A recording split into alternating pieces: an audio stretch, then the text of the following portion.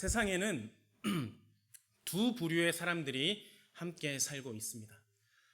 한 부류는 보이는 것, 들리는 것, 또 느끼는 것, 손에 만져지고 잡히는 것, 이런 것들 이외에 이 이상 아무것도 없다고 생각하는 사람들이고, 다른 한 부류는 앞서 말씀드린 눈에 보이고 잡히는 것이 그것들이 전부라고 생각하지 않고 그 너머에 있는 다른 세상을 바라보는 사람들입니다. 그리고 그 사이를 왔다 갔다 하는 사람들이 있습니다. 우리는 앞서 말씀드린 사람들을 유식하게 얘기해보자면 유물론자, 무신론자라고 말하고, 뒤에 말씀드린 사람들을 신앙인이라고 말합니다. 유물론자는 아까 말씀드린 것처럼 그냥 눈에 보이는 것, 손에 잡히는 것을 의지하며 살아가는 사람들이고, 무신론자는 신이 없다고 말하는 사람들입니다. 그래서 성경에서 보면은 앞서 말씀드린 사람들을 육신의 눈으로 세상을 보는 사람들, 그리고 후자를 믿음의 눈으로 세상을 바라보는 사람이라고 말씀합니다. 그래서 사람은 그렇게 어떤 눈으로 바라보느냐에 따라서 이 사물의 의미와 해석을 다르게 한다는 것입니다. 예를 들어서 성도 여러분께서는 음식을 먹을 때 어떤 생각을 하십니까? 이 음식이 육즙이 풍성하고 육질이 쫄깃쫄깃하며 이런 생각을 하시면서 드십니까? 네. 육신의 눈을 가진 사람은 음식의 맛에 취하지만 믿음의 눈을 가진 사람은 그 음식을 주신 하나님을 생각하는 것입니다. 여러분, 우리 지하 식당에 가면은 그 배식대 앞에 거기 이렇게 세 가지가 딱딱딱 써 있습니다. 뭐라고 써 있습니까? 농부에게 감사, 만드신 분에게 감사, 그리고 하나님께 감사. 네. 믿음의 눈을 가진 사람들은 음식을 주신 하나님을 생각하는 것입니다. 그리고 이제 결혼을 하게 되면 육신의 눈을 가진 사람들은 그 결혼 자체에 의미를 부여하지만, 믿음의 눈을 가진 사람은 두 사람을 맺어주신 하나님을 생각하는 것입니다. 그 결혼 생활을 통해서 하나님께 영광을 돌리는 것을 생각한다는 것입니다. 그래서 동일한 사건을 바라볼 때 육신의 눈을 가진 사람은 그 사건 자체에만 의미를 부여하지만, 믿음의 눈을 가진 사람은 그 속에서 하나님의 뜻을 발견하는 것입니다. 그래서 믿음의 눈으로 하나님의 뜻을 발견하는 삶을 살아가시기를 바랍니다. 그렇다면 한번 물어보겠습니다. 성도 여러분, 여러분들은 어떠십니까? 지금 삶 속에 어떤 의미를 부여하고 살고 계십니까? 보이는 것, 들리는 것, 느끼는 것들로 인해서 희로애락이 나타나십니까? 아니면 모든 상황 속에서 나를 바라보시고 인도하시는 하나님의 섭리, 하나님의 경륜을 발견하십니까? 여러분은 이제 고군분투하며 코로나를 지나왔고, 지금 이제 경제가 어렵고 나라와 나라가 전쟁하는 것을 볼 때 어떤 생각이 드십니까? 분명한 것은 여러분이 어떤 눈으로 바라보느냐에 따라서 그 해석이 달라진다는 것입니다. 저는 여러분들이 다 육신의 눈이 아니라 믿음의 눈으로 바라보실 수 있기를 바랍니다. 그리고 부탁을 드립니다. 믿음의 눈으로 바라보면 어떤 어려운 일이라도 그 일을 통해서 모든 것이 합력하여 선을 이루게 하시는 하나님의 섭리를 발견할 수 있게 되는 것입니다. 그리고 이러한 믿음의 눈은 하나님께로부터 난 자, 곧 거듭난 성도들에게 하나님께서 주시는 선물이지만, 하나님의 계명, 하나님의 말씀을 지킴을 통해서 더욱 명확하게 소유할 수 있게 된다는 사실을 기억하시길 바랍니다. 그래서 오늘 사도 요한이 이 요한 1서를 통해서 우리에게 말씀하고자 하는 요지가 바로 이런 것입니다. 우리가 예수 그리스도를 믿고 회개하고 하나님의 말씀을 받아들여 그의 계명대로, 하나님의 말씀대로 살면 믿음의 눈, 영원한 생명을 바라보는 영적인 눈이 생겨나게 된다는 것입니다. 그리고 그렇게 살 때 육신의 정욕, 안목의 정욕, 이생의 자랑을 벗어나서 세상을 이기는 믿음으로 영원한 하나님의 나라를 바라보는 삶을 살게 되는 줄로 믿으시기 바랍니다. 물론 우리가 성경을 매일 읽는다 할지라도 그 뜻을 이해하지 못하고서는 말씀대로 살 수 없습니다. 안다고 해도 지키기가 힘든 것이 성경의 가르침입니다. 그래서 우리는 우리의 육신의 눈이 아니라 믿음의 눈으로 보기 위해 기도를 통해 성령님을 의지하는 것입니다. 특히 사도 요한은 우리 믿는 사람들을 하나님께로부터 난 자, 곧 거듭난 자라고 표현하는데, 이러한 거듭남은 이제 이전과는 전혀 다른 새로운 삶을 시작한다는 뜻이고, 또 성도의 삶에 가장 큰 영향을 미치는 중대한 사건이기 때문에 사도 요한은 무려 이 하나님께로부터 난 자라는 표현을 4번이나 반복해서 사용합니다. 3장 말씀에서 1번, 5장 말씀에서 3번이나 사용합니다. 그리고 사도 요한은 요한일서를 마치면서 하나님께로부터 난 자, 곧 거듭난 사람은 아는 것이 3가지가 있다고 말씀합니다. 그래서 오늘 이 3가지가 어떤 것인지 함께 나누기로 하겠습니다. 먼저 거듭난 사람은 무엇을 할까요? 거듭난 사람은 자신이 범죄하지 않음을 안다고 말씀합니다. 그런데 이 말씀은 앞에서 한 말씀을 다시 반복한 말씀입니다. 3장 9절 말씀에 먼저 이렇게 말씀합니다. 하나님께로부터 난 자마다 죄를 짓지 아니하나니 이는 하나님의 씨가 그의 속에 거함이요 그도 범죄하지 못하는 것은 하나님께로부터 났음이라. 이렇게 말씀하고 이제 오늘 본문 18절 말씀에 또 이렇게 말씀합니다. 하나님께로부터 난 자는 다 범죄하지 아니하는 줄을 우리가 아노라. 하나님께로부터 나신 자가 그를 지키심에 악한 자가 그를 만지지도 못하느니라. 그런데 우리들의 현실은 어떻습니까? 여러분 현실은 어떠신가요? 또 저의 현실은 어떨까요? 아무리 죄를 짓지 않겠다고 결심하고 또 결심해도 수시로 세상의 유혹에 넘어가는 연약한 사람들이지 않습니까? 성경을 많이 읽고 기도를 많이 하는 거룩한 성도라 할지라도 자기도 모르게 크고 작은 죄를 범합니다. 알지 못하는 죄를 범하기도 합니다. 아무리 노력하고 또 노력해도 죄에서 완전히 벗어날 수 없는 것이 우리의 현실이라는 것입니다. 그렇기 때문에 믿음의 대명사를 할 수 있는 사도 바울 역시도 로마서 7장에서 이렇게 고백했습니다. 내 지체 속에서 한 다른 법이 내 마음의 법과 싸워 내 지체 속에 있는 죄의 법으로 나를 사로잡는 것을 보는도다. 오호라 나는 곤고한 사람이로다. 이 사망의 몸에서 누가 나를 건져내랴. 이미 성령으로 거듭나서 새 생명 안에 있지만 다메섹 도상에서 살아계신 예수님을 만났지만 생명의 법과 동일하게 공존하는 죄의 법, 즉 믿음의 눈과 동시에 작동하는 육신의 눈을 극복하지 못하는 자신의 연약함을 한탄한 것입니다. 사도 바울조차도 그랬습니다. 그런데 성도 여러분, 우리의 삶이 분명히 이러한데 왜 사도 바울도 그랬고 우리의 삶도 그러한데 왜 오늘 사도 요한은 하나님의 자녀는 범죄하지 않는다라고 자신 있게 말씀한 걸까요? 이에 대해 사도 요한은 오늘 본문의 앞절인 16절에서 미리 사망에 이르지 않는 죄와 사망에 이르는 죄가 있다고 말씀했습니다. 하나님의 존재 자체를 고의로 부인하는 죄는 용서받을 수 없는 사망에 이르는 죄이지만, 그러나 실수로 지은 죄는 회개하면 용서를 받을 수 있기 때문에 그러한 죄는 사망에 이르지 않는 죄라는 말씀입니다. 죄를 지으면 누구나 다 사망에 이르면 어떻게 우리가 살 수 있겠습니까? 그런데 하나님께서는 사망에 이르지 않는 죄와 사망에 이르는 죄를 구분해 놓으셨다는 것입니다. 하나님의 존재 자체, 예수님의 존재 자체, 성령님의 존재 자체를 부인하는 사람들은 사망에 이르는 죄에 빠져 있는 것이고, 여기 혹시 그런 성도분들이 안 계시기를 바랍니다.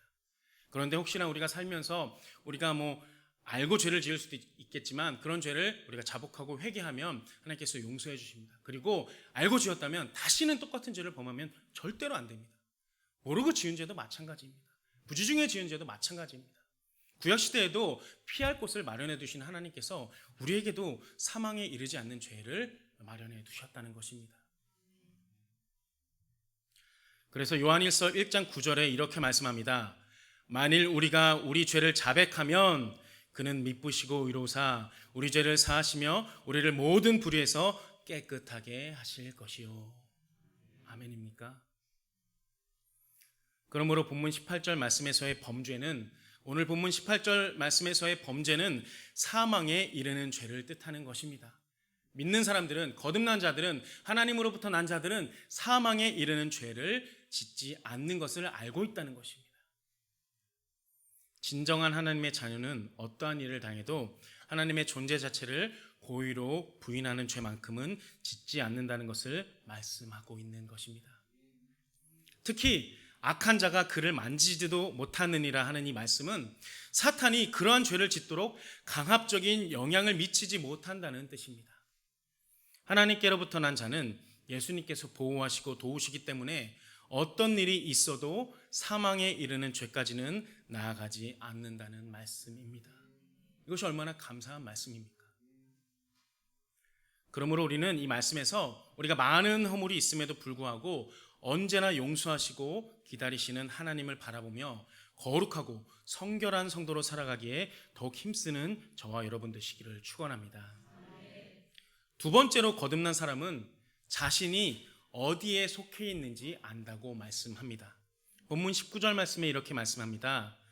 또 아는 것은 우리는 하나님께 속하고 온 세상은 악한 자 안에 처한 것이며. 거듭난 우리는 범죄하지 않는 삶을 살기를 간절히 원하지만 그러나 우리 몸은 여전히 구원받기 전에 살던 그 사탄에게 속한 악한 세상에서 범죄의 유혹을 받으며 산다는 말씀입니다. 우리는 구원받기 이전에 사탄에 속한 악한 세상에서 범죄의 유혹을 받으면서 살고 있다는 것입니다. 그렇다면 이처럼 악한 세상에서 성도들은 어떻게 살아야 할까요? 여러분 어떻게 사시겠습니까? 오늘 본문 말씀에 그것이 나타나 있습니다. 19절 말씀 우리가 읽은 것처럼 거기에 말씀하신 우리는 하나님께 속하고, 자신의 소속이 악한 자 안에 처한 이 세상이 아니라 하나님 나라임을 확신해야 하는 것입니다. 여러분의 소속은 어디이십니까? 악한 자들이 처한 이 세상이십니까? 아니면 하나님께로부터 난 자로서, 거듭난 자로서 하나님께 속한 성도들이십니까? 이것은 이미 세상을 이기신 예수님에 대한 우리의 믿음과 신뢰이며 하나님의 자녀된 자로서의 기본 자세입니다. 뭐가 기본 자세입니까? 바로 우리가 하나님에 속해 있다는 것을 아는 것이 우리의 기본 자세라는 것입니다. 이게 바로 여러분의 정체성이지 않습니까? 그렇다고 성도들이 이 세상과 하나님 나라를 분리해서 세상을 포기해야 한다는 것이 절대 아닙니다. 그것은 하나님의 뜻이 아닙니다. 우리 인간의 욕심에 의해서 이 세상이 아무리 부패하고 하나님을 대적한다 해도 그것은 그 세상을 우리가 의롭게 변화시켜서 하나님께 되돌려 드려야 할 대상이지 절대로 포기해서는 안 되는 것입니다. 그러니까 우리가 열심히 브라운스톤 위에서 전도했고 또 본국교회 가서도 전도했지 않습니까? 그러므로 우리는 예수님의 능력이 이 세상 속에서 빛과 소금으로 드러나도록 영적인 투쟁을 해야 하는 것입니다. 하늘의 시민권을 소유한 하나님의 자녀임을 우리가 확신하고 세상의 어떤 유혹이나 위협에도 우리 믿음을 절대로 포기하지 말아야 하는 것입니다. 성도 여러분, 세상을 보면은 많은 이단들이 병을 고치고 또 세상의 축복을 외치면서 우리 성도들을 미혹하는데 우리는 그것들을 우리의 육신의 눈이 아니라 믿음의 눈, 영의 눈을 크게 뜨고 성경 말씀으로 분별해야 하는 것입니다. 제가 단언컨대 하나님의 반하는 자들과 이단들과 그들을 따르는 사람들은 예수님께서 다시 오시는 그날 분명히 반드시 심판의 대상이 될 것입니다. 그래서 우리가 이번에 10월 27일에 다 가지는 못했지만 또 서울에 가서 열심히 예배드리고 기도하지 않았습니까? 하나님께 반하는 이 법을 반대하기 위해서, 이 법이 제정되지 않기 위해서. 그런데 그것을 지지하는 사람들이 그것을 포기하지 않으면 그들은 결국에는 나중에 하나님의 심판에 이르게 되는 것입니다. 그러나 영의 눈을 뜨고 하나님의 뜻대로 사는 우리는 예수님께서 오시는 그날로부터 하나님 나라를 유업으로 받고 영원히 예수님과 함께 살게 될 것입니다. 이 약속을 주시는 하나님을 우리가 굳게 의지하고 용기 있게 믿음의 삶을 감당하시는 여러분이 되시기를 축원합니다. 이제 세 번째로 보니까 제가 아까 세 가지라고 말씀드렸습니다. 거듭난 사람은 자신이 예수 안에 있음을 안다고 말씀합니다. 본문 20절 말씀입니다. 또 아는 것은 하나님의 아들이 이르러 우리에게 지각을 주사 우리로 참된 자를 알게 하신 것과 또한 우리가 참된 자 곧 그의 아들 예수 그리스도 안에 있는 것이니 그는 참 하나님이시요 영생이시라. 인간은 타락함으로 하나님에 대한 지식을 잃어버리게 됐습니다. 그렇게 됐고 죄에 가려서 그 지식을 회복할 수 없게 되었습니다. 그래서 하나님께서 이 땅에 중보자 되시는 예수님을 우리에게 보내주셨고 보내신 예수님을 통해서 하나님을 아는 길을 열어주셨습니다. 막힌 담을 허물어 주셨고 죄로부터 구원해 주셨습니다. 이것을 믿는 것이 바로 우리의 신앙인 것입니다. 그런데 본문을 보니 우리가 참 하나님이시고 영원한 생명의 근원이 되시는 예수님을 믿는 것은 예수님께서 우리에게 그것을 믿을 수 있도록 지각, 곧 깨달음을 주셨기 때문이라는 것입니다. 우리 스스로는 이것을 깨달을 수 없습니다. 깨닫게 해주셨기 때문에 깨달을 수 있는 것입니다. 우리가 아까 처음에 제가 말씀드렸습니다. 하나님 말씀을 우리가 깨달아 알아야 말씀대로 살 수 있는데 이것을 이해 못하면 말씀대로 살 수가 없어요. 그래서 어떻게 해요? 기도하고 성령님께 의지하는 겁니다. 의탁하는 겁니다. 성령님께서 우리에게 말씀이 깨달아지는 은혜를 주셔서 말씀대로 살아갈 수 있게 되는 거예요. 마찬가지입니다. 우리에게 그것을 믿을 수 있도록 예수님께서 지각, 곧 깨달음을 주셨기 때문입니다. 그리고 거듭난 성도는 그것을 바로 안다라는 것입니다. 특히 여기에서 안다는 것은 그 자체로 이미 그 아는 것 자체로 이미 영원한 생명을 소유하고 있는 것을 의미하는 것입니다. 그래서 오늘 본문뿐만 아니라 요한복음 17장 3절에서도 영생은 곧 유일하신 참 하나님과 그가 보내신 자 예수 그리스도를 아는 것이라고 말씀합니다. 그리고 알다라는 말은 이것은 우리가 늘 들어왔고 아는 것입니다. 어떤 지식이나 감정으로 아는 것을 의미하는 것이 아니라 상호 간의 교제를 통해서 마음과 마음이 하나 되는 것이 안다라는 것입니다. 거듭난 성도가 말씀을 읽고 기도할 때 성령님의 중재로 말씀 속에서 살아 역사하시는 하나님과의 교제가 일어나게 되는 것이고 교제가 시작되는 것이고 그 말씀대로 살아감으로써 우리가 성령의 열매를 맺고 신앙의 성숙을 이루므로 그리스도의 장성한 분량에 충만한 데까지 이르러서 하나님을 더욱 깊이 알아가게 되는 것입니다. 그러므로 예수님 안에 온전히 거하기 전에는 성령의 임재하심도 하나님에 대한 지식도 가질 수 없게 됨을 기억하시기를 바랍니다. 하나님은 단순히 이론적으로 지식적으로 알 수 있는 분이 아니라 직접 그 말씀대로 살 때 체험적으로 알게 되는 것입니다. 그런데 요한일서가 기록되던 당시 교회를 혼란으로 몰고 갔던 이단이죠. 영지주의자들은 자신들만이 영적인 지식을 소유하고 있다고 주장했습니다. 그러나 그들은 참된 하나님을 알지는 못했습니다. 영적인 지식을 자신들만 소유하고 있다고 했는데 왜 하나님을 알지 못했을까요? 왜냐하면 그들은 예수님을 그리스도로 인정하지 않았기 때문입니다.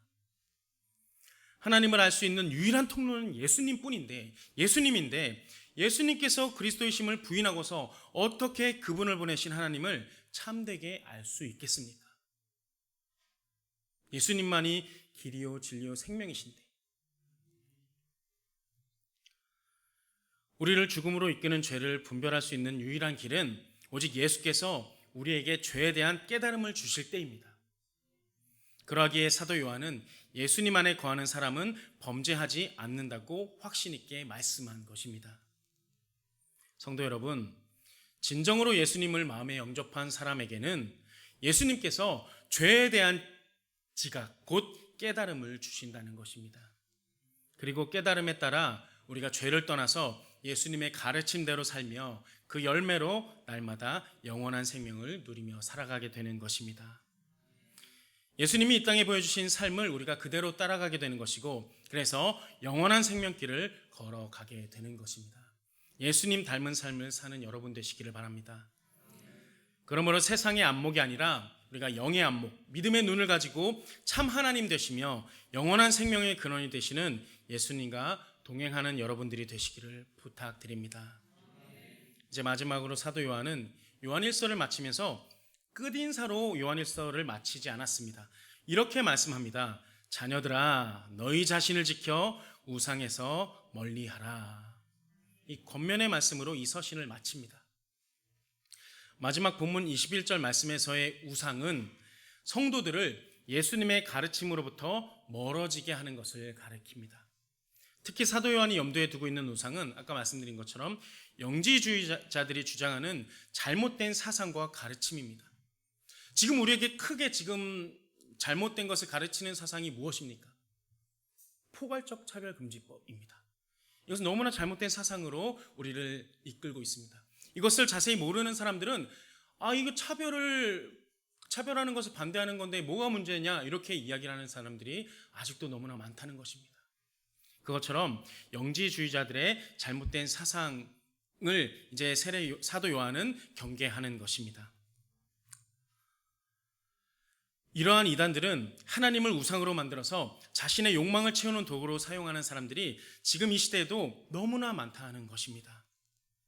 성도 여러분, 세상의 헛된 욕망을 버리지 않고서는 결코 영원한 생명을 누릴 수 없음을 기억하시기 바랍니다. 너무나도 많은 사람들이라고까지 안 해도 우리 성도들을 이야기해 볼게요. 너무나 많은 성도들이 세상과 하나님을 동시에 섬기려다 망했습니다. 세상과 복음은 결코 동시에 선택할 수 있는 것이 아닙니다. 우리는 둘 중에 하나만 선택할 수 있습니다. 하나님이 좋으면 하나님을 선택하는 것이고 세상이 좋으면 세상을 선택하는 것입니다. 둘 다 택할 수 있다고 미혹하는 자들이 바로 여러분 이단입니다. 성도 여러분, 하나님은 세상의 많은 우상들처럼 우리 인간에 의해서 만들어지거나 조종당하는 분이 아니십니다. 하나님께서 아들을 보내시고 또 이렇게 오래 참으시는 것은 오직 우리 인간들과 인격적인 사랑의 관계를 갖기 위함입니다. 우리를 위해서 오래 참으시는 거예요. 그런 하나님을 우리가 조종하고 우리의 뜻에 따라서 하나님을 이용하려고 하는 것은 결코 가당치 않은 것이고 그렇게 될 수조차 없는 것입니다. 그런데도 하나님을 물질이나 명예를 위해서 이용한다면 그것은 하나님을 돌이나 나무와 같은 새긴 우상으로 만들어버리는 것과 같은 것입니다. 그래서 하나님은 십계명을 통해서 어떤 모양의 우상도 우리에게 허락하지 않으신 것입니다. 그러므로 거듭난 우리가 세상에 현혹되지 않기 위해서는 오직 자신의 모든 욕심을 예수님 앞에 내려놓고 철저하게 예수님을 의지하는 방법밖에는 없습니다.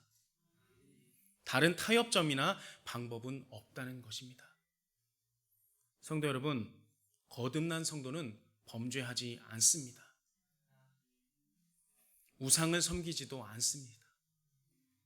그러나 범죄하지 않고 우상을 섬기지 않는다는 것은 단번에 그것들과 멀어지는 것을 의미하는 것이 아니라 단번에 멀어질 수도 있지만 우리가 하나님 말씀에 계명에 충실할 때 점차적으로 죄와 우상에게서 멀어지고 동시에 예수 그리스도를 부인하는 죄를 짓지 않게 되는 것입니다. 오늘 믿음을 지키기 너무나도 힘든 이때에 생명의 근원 되시는 예수님께 자신의 모든 것을 맡기고 믿음으로 헌신하는 삶을 살면서 세상의 모든 우상과 유혹과 핍박을 이기고 천국을 소유하는 저와 여러분 되시기를 예수님의 이름으로 축원합니다. 기도하겠습니다. 사랑과 능력의 하나님 아버지, 우리에게 말씀 주심을 감사합니다. 우리의 안목이 육신의 안목이 아니라 영의 안목으로 온전히 변화되기를 원합니다. 거듭난 자는 예수님 안에 거하고 또한 하나님을 아는 지혜가 있는 자로서 범죄하지 않는다고 말씀하셨사오니 이 말씀을 우리 마음판에 깊이 새기고 각종 우상을 멀리하고 거듭난 자로서의 마땅한 삶을 사는 저희들이 되게 하여 주시옵소서.